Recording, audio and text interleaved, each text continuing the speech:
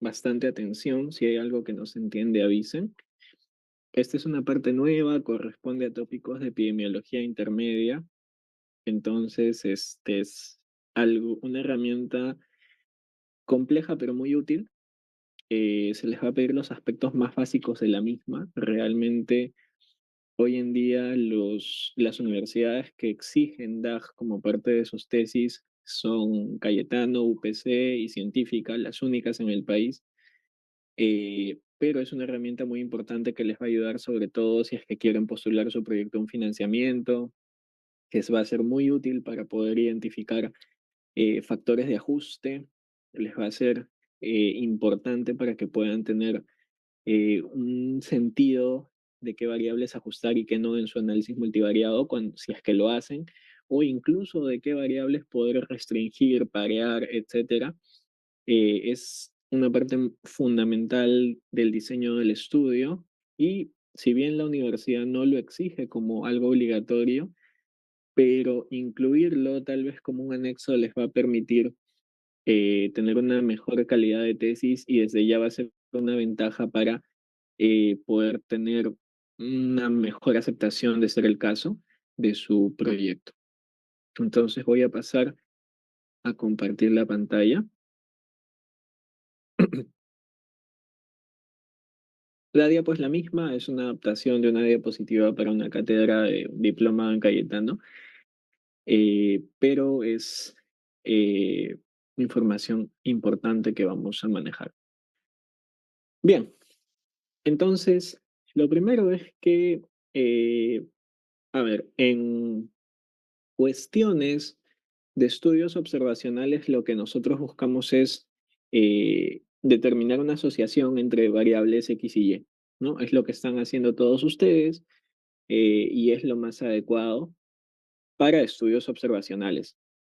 Sin embargo, realmente lo que buscamos nosotros en cada asociación es una posible relación causal, ¿no? De hecho, o sea, si yo estoy pensando, no lo sé, tomo el ejemplo de alguno de ustedes, en que un parto por cesárea se va a relacionar de alguna manera con una rinitis alérgica en el niño, es porque estoy pensando que de alguna manera eh, este parto por cesárea tiene alguna influencia, algún efecto causal, así sea mínimo, sobre este desenlace. Sin embargo, cuando hacemos estudios observacionales tenemos que tener mucho cuidado con la interpretación que le damos, ¿no? Y de hecho con las palabras que utilizamos, tanto para los objetivos como para la parte de conclusiones y discusiones. Hablar de asociación no es lo mismo hablar de causalidad. Hablar de asociación, que aplica para estudios observacionales, es básicamente poder tener en cuenta que dos cosas podrían suceder al mismo tiempo, porque de fondo existe una relación causal, o podrían suceder porque simplemente existió una coincidencia y ahí se encuentra, ¿no? En el ejemplo que ven acá en la diapositiva, ¿no? ¿Este gatito habrá causado esa grieta en el piso? Pues definitivamente no tiene sentido. Entonces, el hecho de que esté ese gato en ese momento ahí es una mera casualidad, ¿no? Eh, de igual manera, ¿no? Este pato podría haber roto esta cerca, pues no tiene un sentido lógico, ¿no? No va a tener la fuerza para poder hacer esto. Pero tomar esta foto, ver esta foto, me podría sugerir lo contrario. Entonces, estos ejemplos son bastante obvios, sin embargo, se aplican a todos los niveles de investigación que hacemos, ¿no? Lo mismo aquí. Y básicamente tenemos que entender que existe una probabilidad de que el hallazgo que yo encuentre sea puramente debida al azar, ¿ok? Sea meramente porque ambas cosas sucedieron en el mismo momento y así fue la vida. Entonces, es por eso que nosotros utilizamos, número uno, estadística para poder determinar cuándo un resultado es estadísticamente significativo y cuándo no lo es. Y número dos, para poder evaluar eh, a otros posibles motivos que puedan haber influido en esa asociación de interés.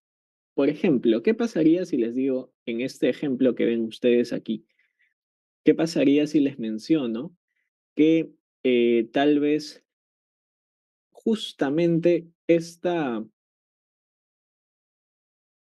calamina no estaba así antes de que el gato se eche? Y justo pasa el gato, se echa y esta calamina se quiebra.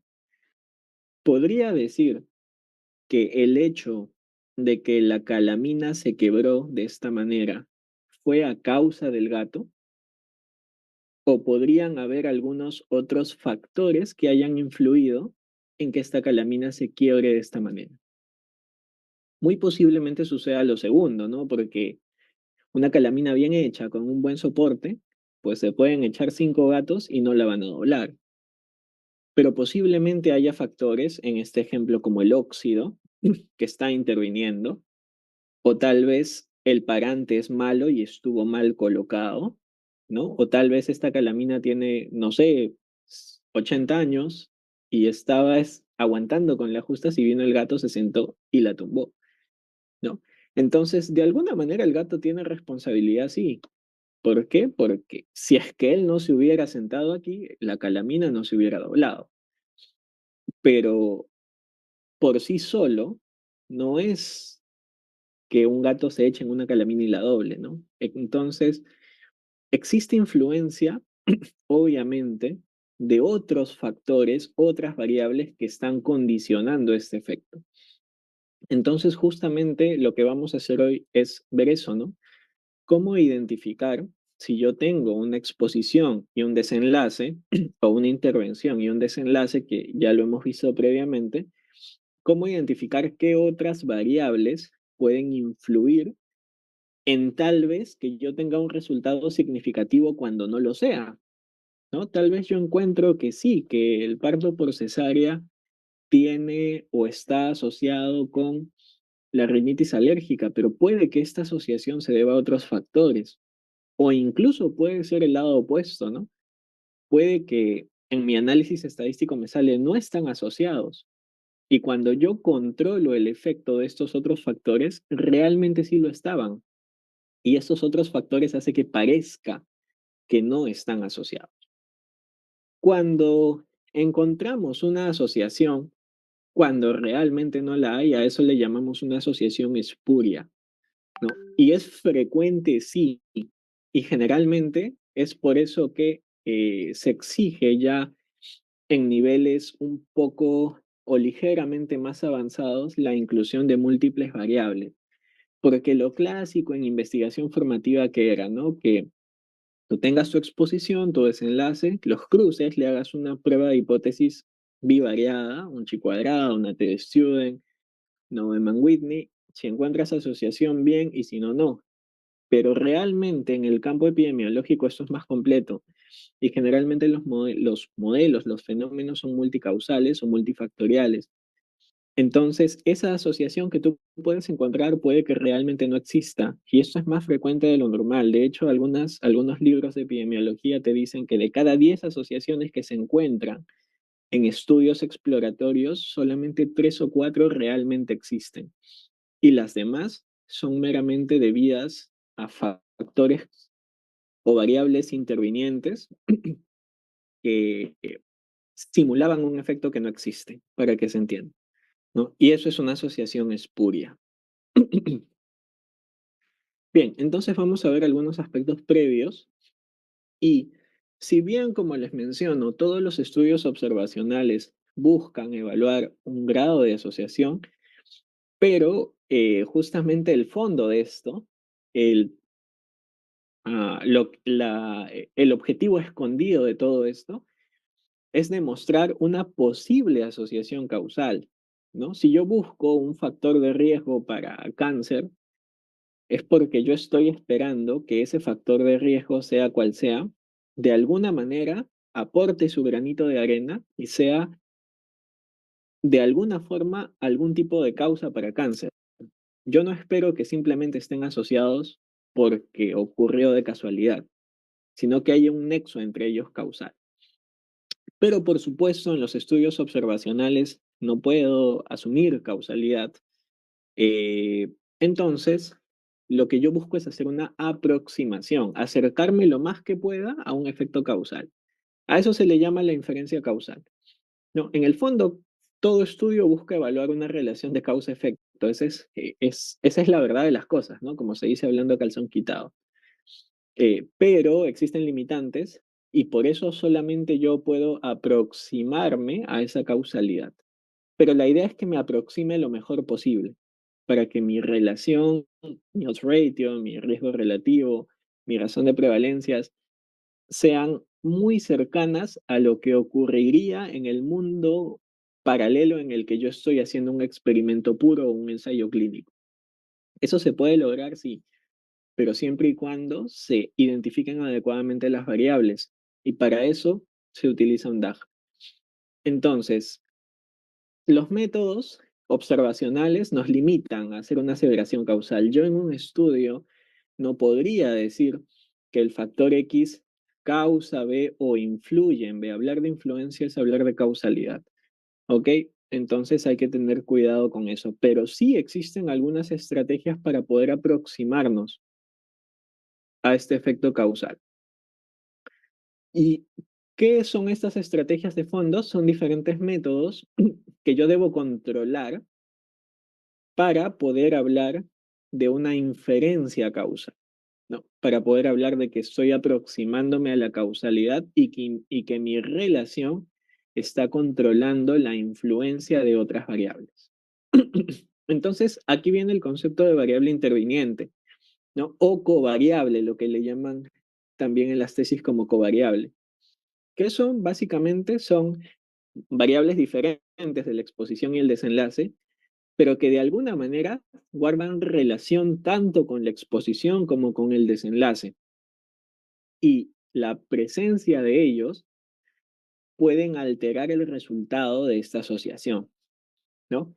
Ejemplo, ¿no? Si yo estoy evaluando tal vez, no sé, el consumo es, a ver, estoy evaluando la actividad física en relación con el desarrollo de artritis reumatoide. Entonces, el hecho de que un sujeto sea masculino o femenino podría influenciar esta relación. De entrada sí, ¿no? Porque sabemos que la AR es mucho más prevalente en mujeres. Y asimismo, puede que sea posible que la diferencia de sexo o de género establezca alguna diferencia en el nivel de ejercicio físico que hacen. Entonces, podría haber, o mejor dicho, si el sexo asumamos que tiene categorías de varones y mujeres, entonces podría ser que la relación del ejercicio con la artritis reumatoide sea diferente en varones que en mujeres. Entonces estamos hablando que esta variable está alterando esa asociación de interés y que podría ser una variable interviniente, ¿no? Ahora, lo que debemos hacer es identificarlas, medirlas, se identifican para medirlas, para recolectarlas y para luego de eso aplicar alguna técnica de control o ajuste, ¿no? Pero no toda variable interviniente se controla y esto es algo que muchas veces está fallando hasta ahora en las tesis, porque identifican una serie de variables intervinientes y ajustan por todo, y eso es incorrecto. Entonces, solamente algunas de ellas se ajustan cuando se requiera. ¿Cuándo? Eso vamos a aprender hoy. Entonces, las variables intervinientes pueden ser de muchos tipos, pero los tres tipos que me interesa que reconozcan son las confusoras, las mediadoras y las colisionadoras. De hecho, de las tres, bien aprendidas, las confusoras, porque esa es la base del ajuste. ¿Ok? Lo demás tienen que tener una noción y tienen que saber identificarlas en el DAG, pero hasta ahí llegamos. Existen otras como variables instrumentales, variables exógenas a la exposición. Realmente eso ya aplica a métodos mucho más complejos y que para el nivel en el que estamos no es apropiado ni siquiera tocarlas. Entonces, ¿cómo identifico una variable interviniente? Vamos a llamarle Z a una variable interviniente. Existen dos formas y dos momentos. Un momento es en el que están ustedes, en el que están desarrollando un protocolo de investigación. Entonces, ¿qué tienen que hacer? Nuevamente lo que les vengo diciendo desde la primera sesión, tienen que leer bastante, mucho. ¿Y qué van a buscar? Lo primero que van a hacer es, si yo tengo mi exposición y tengo mi desenlace, sea cual sea, yo voy a buscar factores de riesgo de la exposición y factores de riesgo del desenlace. Y de ahí voy a empezar a cruzar. Y los que aparezcan en ambos, a esos los voy a seleccionar. Mira, te lo estoy dejando bastante sencillo. Entonces vas a buscar estudios que demuestren una correlación entre X, entre la exposición, y Z, que es la variable interviniente. Y también vas a buscar estudios que muestren una correlación entre Y, el desenlace, y Z, que es la variable interviniente. Entonces, a esas variables que están compartidas entre ambos, las vas a ir seleccionando y teniendo ahí a la mano para el momento en el que tengas que operacionalizar. Eso cuando estás haciendo tu protocolo y las operacionalizas y todo lo que veremos más adelante. Ahora, una vez que ya tienes tus datos y estás haciendo tu análisis, es necesario que de todas maneras pruebes estadísticamente que esta Z está relacionada o asociada con X y que Z está relacionada o asociada con Y. Para confirmar, la estadística es confirmatoria para una hipótesis que tú has planteado. Entonces, en la muestra que tú tienes, vas a probar la asociación entre la variable exógena o interviniente y X y la variable exógena o interviniente y Y. ¿Hasta aquí alguna pregunta?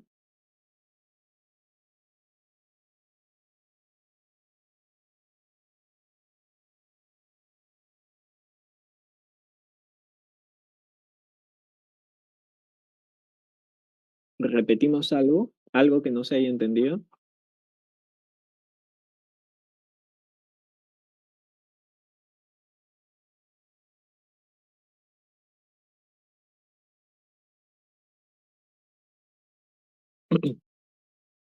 ¿Podría ejemplificar, disculpe, esto de la variable interviniente, por favor? Claro. ¿Cuáles son las variables de tu estudio? Hasta ahora, lo que tienes. Por ejemplo, obesidad y síndrome de intestino irritable. Ya, obesidad y síndrome de intestino irritable. Se me ocurre, solamente por poner en el ejemplo, se me ocurre que eh, eh, tienes tal vez una variable como dieta baja en fibras, supongamos. Entonces tú identificas un estudio en el que te dice, la dieta baja en fibras se relaciona con que una persona tenga obesidad. Tienes una variable externa que se está relacionando con la exposición. Pero también encuentras otro estudio donde dice, ¿no? La dieta baja en fibras se relaciona también con el síndrome de intestino irritable. Entonces tienes una variable que es dieta baja en fibras que se está relacionando con tu exposición, que es obesidad, y con tu desenlace, que es síndrome de intestino irritable. Entonces, esa es una variable interviniente que vas a tener que analizar. ¿Quedó claro? Sí, doctor, gracias. Ya, excelente. ¿Algo más antes de seguir?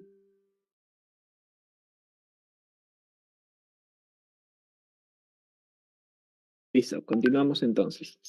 Entonces, ya conociendo eh, a las variables intervinientes, tenemos que empezar a identificar qué tipo de intervención están generando en esa relación causa-efecto.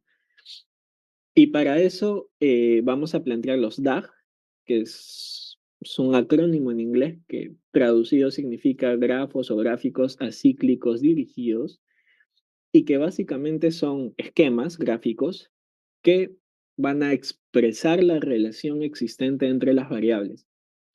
Y básicamente van a emplear flechas para poder representar esta relación. Entonces yo, por ejemplo, acá tengo una E que es una variable exposición, una D que es una variable desenlace, y por ejemplo, tengo que la E está siendo causal de una variable M y la M está siendo causal de una variable D. O acá tengo que la E está siendo causal de S pero al mismo tiempo hay una variable L que está siendo causal de S, y acá tengo una variable L que está siendo causal de B. Entonces se vuelve más compleja la cosa. No, se trata de yo identificar variables y ver qué relación tienen entre sí. Eso es plantear un DAG.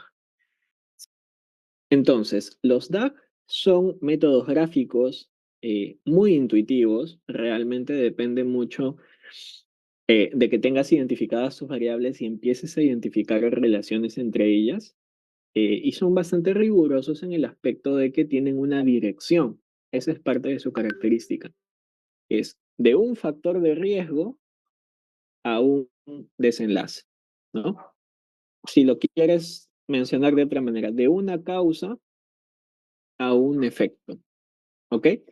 Es como, por ejemplo, si tienes eh, bajo consumo de hierro y anemia, tu flecha va de bajo consumo de hierro con la punta hacia anemia.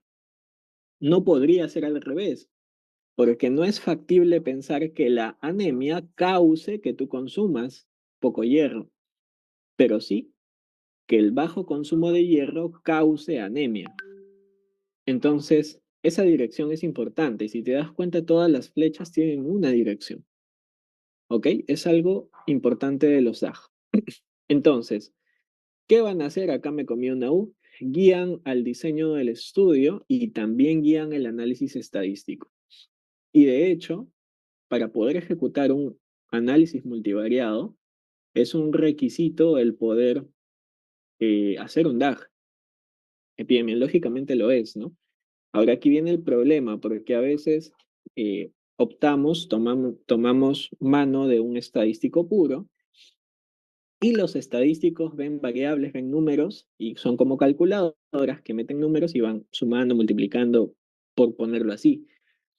Entonces, el detalle es que a veces no exploran la relación entre variables y cuando tú ajustas por una variable inadecuada, en vez de reducir el sesgo, que es la idea de esto, tú estás introduciendo sesgo. Entonces estás empeorando lo que ya estaba mal.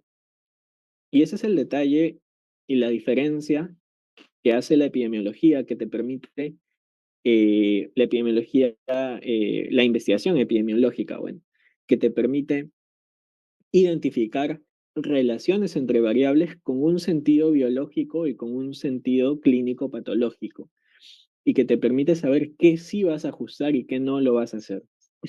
Entonces, básicamente los DAG representan relaciones biológicas, tal cual lo he venido ejemplificando, y permiten identificar la fuente de sesgos.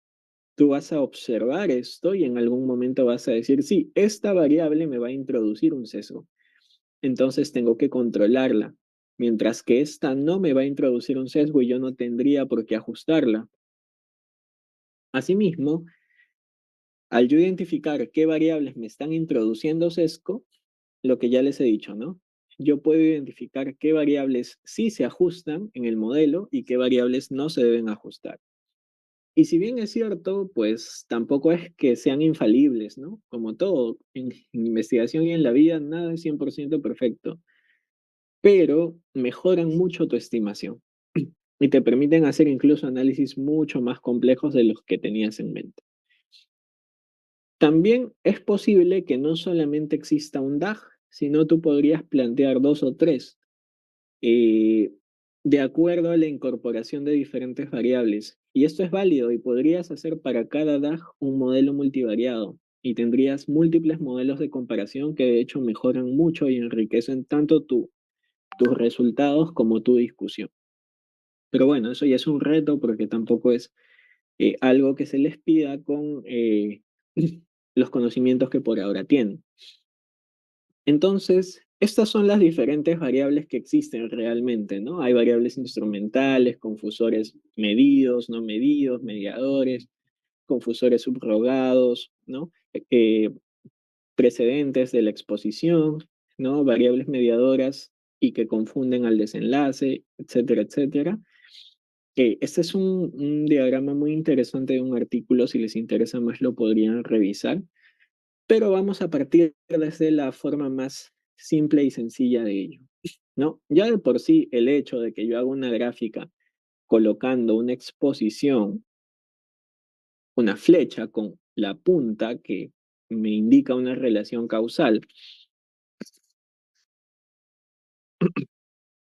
y una variable de desenlace, ya me está hablando de un DAG. O sea, esto ya de por sí es un DAG de la forma más sencilla y más básica. Entonces, eso es importante, ¿no? Y una vez que identifico adecuadamente mi exposición y mi desenlace, yo tengo que empezar a identificar esas variables intervinientes que yo detecté, qué rol están cumpliendo aquí.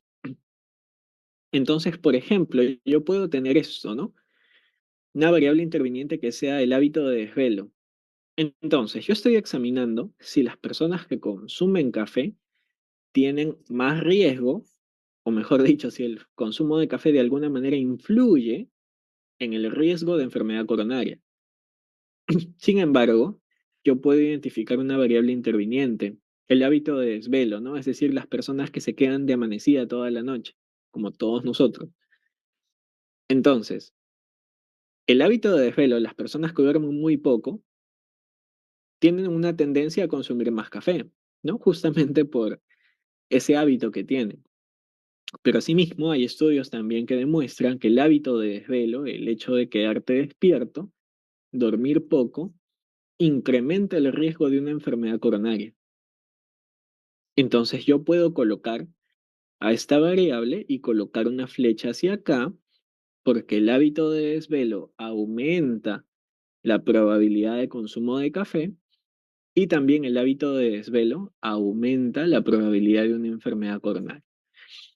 Y esta es una variable interviniente. Y cuando tú identificaste el sentido de las flechas, ya tienes todo para poder decir qué tipo de variable es. Entonces, empezamos con los confusores o variables confusoras. Las variables confusoras se relacionan directamente con uno de los sesgos más importantes que existen, que es el sesgo de confusión.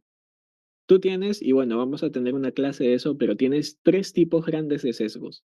Los demás son secundarios y manejables, pero los principales es el sesgo de selección, el sesgo de información y el sesgo de confusión.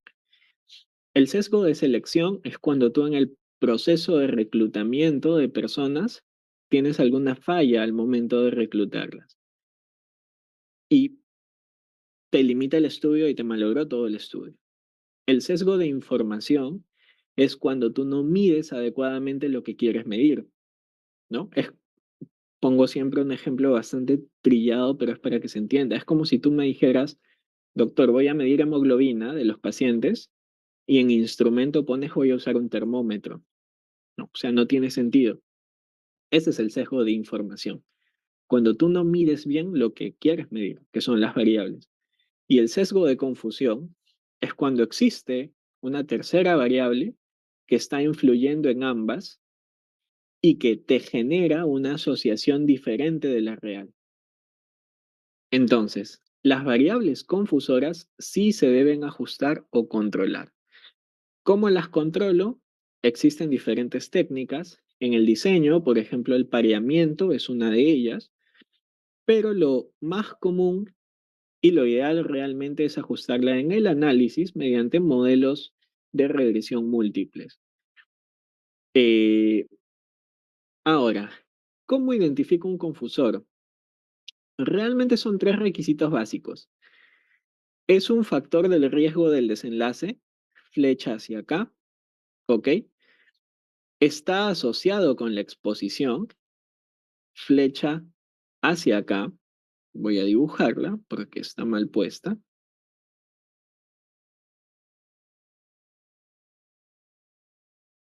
¿ok? Flecha hacia la exposición, flecha hacia el desenlace, o sea, es factor de riesgo de la exposición y factor de riesgo del desenlace. Y lo más importante, no forma parte del camino causal. O sea, no está metida aquí entre ellos, ¿ok? Entonces, si yo tengo esto y veo esto en un DAG, veo una variable z, flecha hacia la exposición, flecha hacia el desenlace, entonces digo, esta es una variable confusora y tengo que ajustarla en el análisis. ¿Ok? Eso es importante. Y aquí lo ven, ¿no? Este es un diagrama que resume todo. Esta es la exposición, este es el desenlace o outcome, este es el camino causal, que lo están viendo ahí, y el confusor tiene una flecha que apunta hacia la exposición y una flecha que apunta hacia el desenlace. Así de sencillo. El segundo tipo son las mediadoras, y hablábamos algo de eso la semana pasada. La mediadora es un efecto de la variable X, o sea, a ver, esta es como que la causa y esta es como el efecto, ¿ok? Entonces la variable X es un factor de riesgo del mediador y a su vez el mediador es causa y la variable Y es el efecto, ¿no? Es decir, el mediador es un factor de riesgo del desenlace. El ejemplo que hablábamos la semana pasada era, eh, decían, ¿no? Que había una variable mediadora que era, eh, ¿cómo se llama esto? Ah, ya, mencionaban, ¿no? Los pacientes que no cumplen su tratamiento con hipertensión, me parece que era, ¿no? Y te decía esto, cómo se asocia con la tuberculosis multidrogo resistente, ¿no? Y lo que mencionábamos la semana pasada es, ¿no? Una cosa no tenía que ver con la otra, pero puede existir aquí una variable que esté siendo parte de este camino. Puede que el hecho de que una persona no tome sus medicamentos para hipertensión o para diabetes, creo que era diabetes, si no toma una pastilla al día, es una persona descuidada, es mucho menos probable que tome todo el esquema, ¿no? Entonces puede que el hecho de una mala adherencia al tratamiento con diabetes mellitus se relacione con una mala adherencia al tratamiento de la TBC. Y esto puede, a su vez, por supuesto, que si una persona no toma su tratamiento para la TBC, pues tiene mucho riesgo de que genere una cepa multidrogo resistente, ¿no? Entonces, esta sería una variable mediadora, ¿no? El, la mala adherencia al tratamiento contra la TB, que ahora sí explica por qué una variable es un riesgo de otra, ¿no? Entonces, forma parte del camino causal. Si la saco, no existe asociación. Eso es importante. Pero otro detalle es que si tú identificas estas variables, no las debes ajustar. ¿Cómo la identifico? Tengo mi exposición, tengo mi desenlace, y la exposición tiene una flecha a la variable mediadora, y de la variable mediadora sale una flecha hacia el desenlace. Eso en mi DAG. Ahora, esta variable no se ajusta. O sea, si tú la identificas, la dejas ahí nada más, no la ajustas por el modelo. Si tú la ajustas, aquí sí introduces un sesgo que se llama sesgo de sobreajuste. Y eso te puede distorsionar totalmente los hallazgos. ¿Qué puedes hacer? Tienes una alternativa que es un poquito compleja, pero se llama análisis de mediación. Es básicamente, mediante algunas técnicas estadísticas, confirmar esto. O sea, teóricamente tú estás planteando que la exposición se relaciona con M y que M se relaciona con O, pero lo puedes confirmar estadísticamente y de hecho eso en sí es una investigación en un artículo publicado, porque estás sentando bases de que una variable estadísticamente ha demostrado ser mediadora de dos. Eso podría ser un objetivo principal, o sea, podrías desarrollar una tesis que se enfoque en eso, sí, o un artículo, o también podría ser un objetivo secundario de tu estudio, ¿no? O un objetivo específico. Entonces, es una ventaja identificar el mediador. Lo que yo les decía, ¿no? La exposición, una flecha hacia el mediador y del mediador sale una flecha hacia el desenlace. Ojo, nuevamente, esta variable no se ajusta. De las tres que les voy a enseñar, la única que se ajusta es el confusor, nada más. Y por último tenemos al colisionador, que es un poquito más compleja. La variable colisionadora básicamente es una variable hacia la que llegan las dos flechas. O sea, de X sale una variable hacia el colisionador y de Y también. Por lo tanto, es un desenlace de la variable X o exposición y es un desenlace de la variable Y o desenlace. Y no forma parte del camino causal, pues, ¿no? Esta colisionadora tampoco se ajusta. Si tú la identificas, la dejas ahí nada más, ¿no? Si tú la ajustas, introduces un sesgo estadístico llamado el sesgo del colisionador. Entonces, no se toca, ¿ok? Esa variable se deja ahí. Y como les comenté, ¿no? De la exposición sale una flecha hacia el collider o colisionador y del outcome también sale una flecha al colisionador. Ya sabiendo esto, tú, si planteas bien tu DAG, únicamente deberías considerar en el análisis el ajuste por las variables confusoras, nada más. ¿Todo esto para qué me sirve? Para poder establecer el llamado modelo parsimónico. El modelo parsimónico implica que tú ajustes solamente lo necesario, pero que al mismo tiempo hagas el mejor ajuste posible. Ojo, cuando tú tienes un modelo de regresión, lo que haces es metes variables, pero cada variable que tú metas te va a disminuir la precisión del modelo.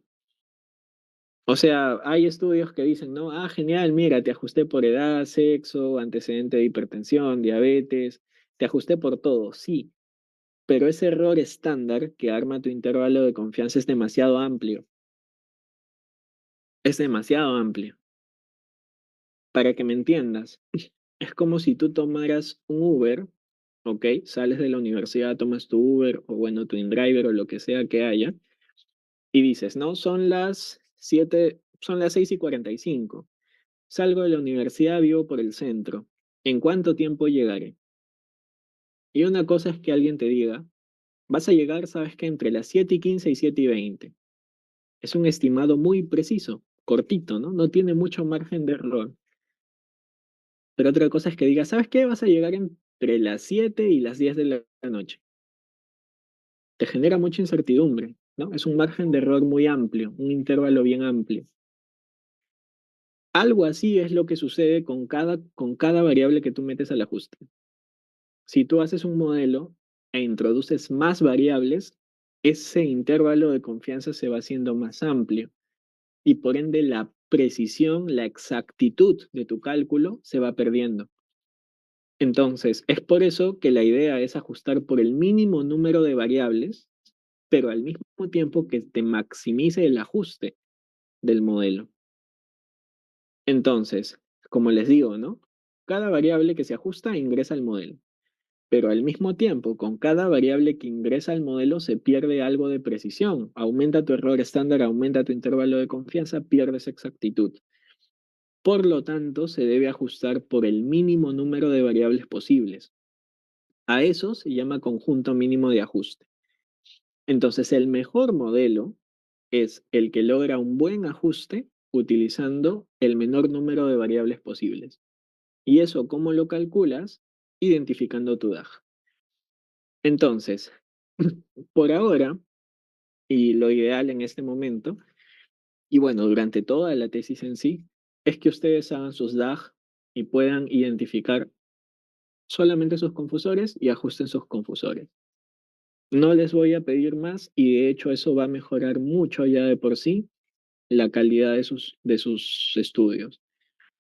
Eh, pero realmente, ¿qué sucede, no? Si es que ya somos mucho más detallistas en métodos, se podría ejecutar múltiples modelos de regresión, comparar el R cuadrado, que es un indicador para ver el ajuste del modelo.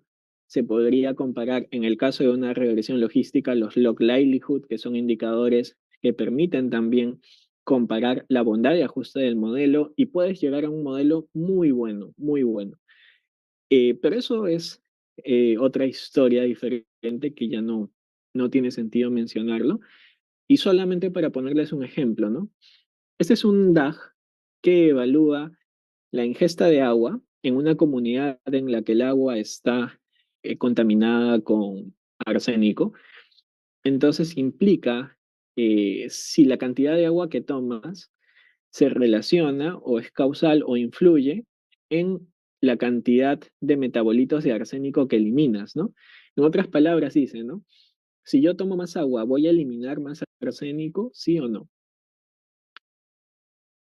¿Por qué? Porque si es que eso sale significativo, entonces yo le recomendaría a todas esas personas que tomen bastante agua, ¿no? Para que vayan sacando el tóxico de su cuerpo. Y para esto se arma un DAG, tienes múltiples variables, ¿no? Y esto es un tema un poco más complejo que ya requiere de conocimientos más amplios. Y dicen, determina el conjunto mínimo de ajuste. Y luego de hacer una serie de evaluaciones de relaciones entre variables, realmente solamente se debería ajustar por sexo, IMC y consumo de pescado para obtener el mejor ajuste posible de este modelo. Pero como les comento, eso es un poco más complejo y requiere conocimiento de relaciones entre variables y, bueno, experiencia en manejo epidemiológico de variables. Eso no se les va a pedir. Lo único que me interesa es que identifiquen esas tres variables, confusores, colisionadores y mediadores, y que ajusten únicamente por sus confusores y con eso ya estamos haciendo bastante. ¿Ok? Ya con las consideraciones finales, bueno, eh, es una buena práctica construir un DAG, por más sencillo que sea, y solo se ajustan los confusores. Por favor, hago énfasis en eso. ¿Ok? De todas maneras, debemos reconocer que pese a que ajustemos por los confusores identificados, puede quedar algo de confusión residual o pueden existir variables que no les hemos medido, ¿no? Entonces, de todas maneras, no va a ser un estimado causal puro, pero de por sí, haciendo esto ya estamos mejorando el estimado.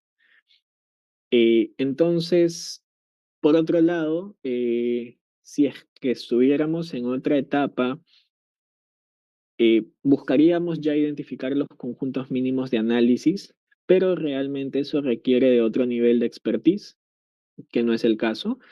Eh, y como alternativa, que es muy válida de por sí, es presentar diferentes modelos con diferentes ajustes, pero considerando únicamente ajustar por confusores. Y ya por último, eh, teóricamente edad y sexo, cuando trabajamos con personas, son variables que se consideran confusores universales. Entonces, siempre ajusta por edad y sexo y busca algunas otras variables más que puedan tener un rol confusor para que finalmente tengas una buena aproximación y tu estimado sea bastante adecuado.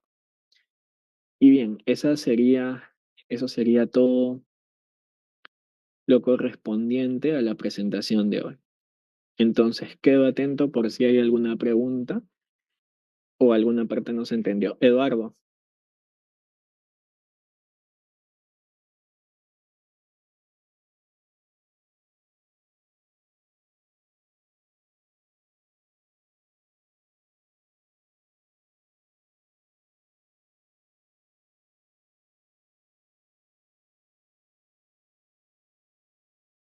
Ujú.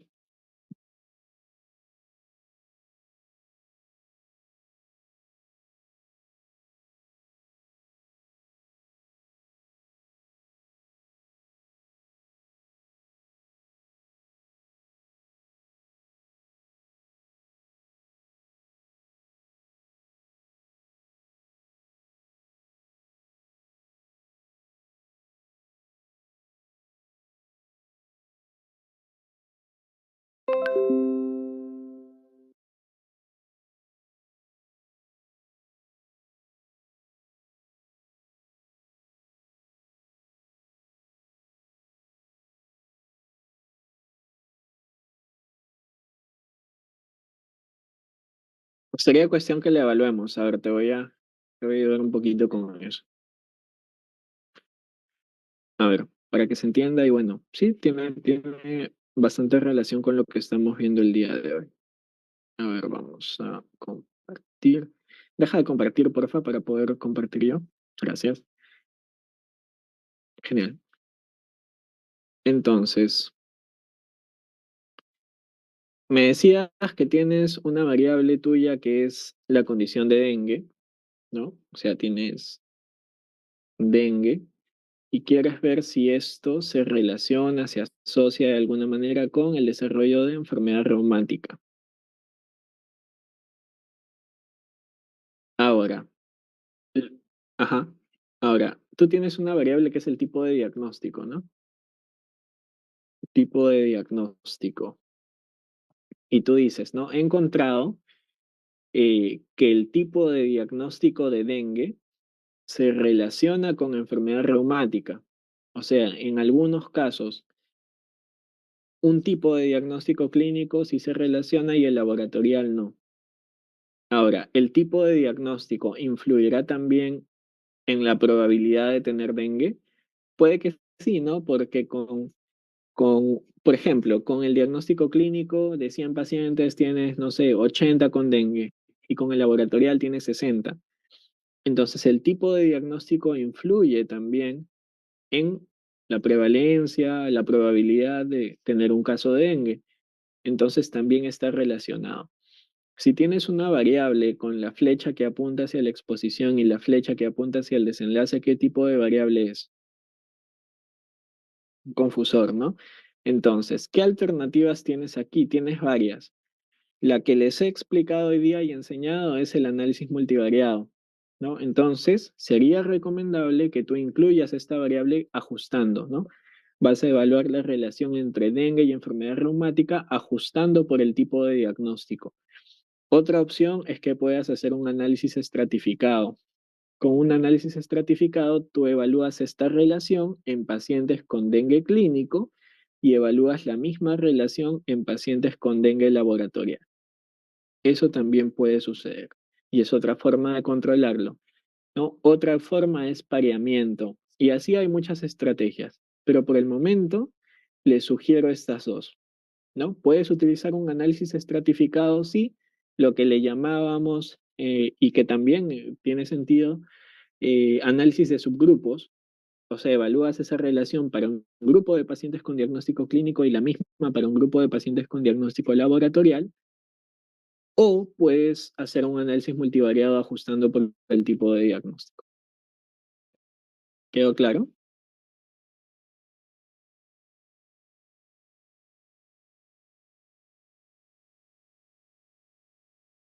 Es un tema que tiene que considerarse en el análisis estadístico, ¿no? O sea, tú entras en la sección de análisis estadístico, en algún momento vas a hablar de análisis multivariado y ahí tienes que decir, se ajustará por A, B y C variables, ¿no? Número uno, o si optas por la estratificación, ya va en la sección de métodos. Pero desde ya es importante que vayan examinando esas relaciones porque podría parecerte como en el caso de tus compañeros que hablaban de la adherencia terapéutica a diabetes y la prevalencia de casos de TB drogoresistentes, podría parecerte una variable que esté explicando y mediando la asociación y ya cambia totalmente el enfoque que le estás dando a tu estudio, desde la sección de diseños para adelante.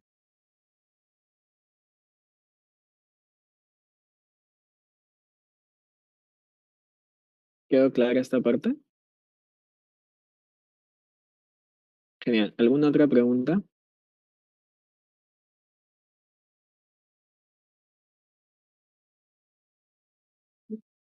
Pero tenía una pregunta, si aparte de la bibliografía que tenemos, la edad y sexo casi siempre va como variables confusoras. Hola. ¿Me escucha? Sí, sí, dime. Le estaba mencionando si la edad y sexo siempre se consideran como variables confusoras. Sí, la teoría lo respalda, ¿no? Los componentes teóricos epidemiológicos te dicen que sí, que finalmente toda variable puede o podría estar influenciada por la edad y por el sexo, hablando en personas, ¿no? Entonces, sí, sí, es relevante colocarlo y ajustarlo, ¿no? De hecho, si tú no identificaras ninguna otra variable adicional, ya con el hecho de ajustar por edad y sexo estás mejorando tu estimado. Ujú.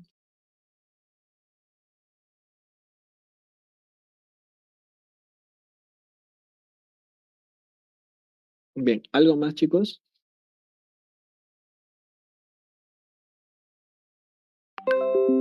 Listo. Entonces, a ver, mensajes finales. Ya vayan alistándose porque el próximo lunes tienen que tener sus productos de primera unidad. Eh, Número dos, también se les va a asignar algunas exposiciones ya para segunda y tercera unidad que van a ser importantes. Y bueno, traten de avanzar con todo. Mañana vamos a seguir tocando el tema de justificación y aprovechen al máximo para poder consultar, hacer sus preguntas, porque ya prácticamente eso es lo que tienen que presentar como producto. Entonces, nos vemos el día de mañana. Un abrazo. Que tengan buenas noches. Doctor, tenía una pregunta. Hola, En la justificación lo citamos, ¿cómo, incluyen cómo? citas. En la justificación se incluyen citas Sí, al sí, momento sí. de redactarlo. Toda Mm. información que tú estés sacando de un artículo. Si tú dices, ¿no? En estudios previos se ha demostrado, no sé, un odds ratio de tanto o se demostró la asociación, todo eso tienes que citar, ¿ok? Eso se cita. Entonces, van citas y o referencias. Ujú. Gracias, doctor. Listo, buenas noches, nos vemos mañana, un abrazo con todos.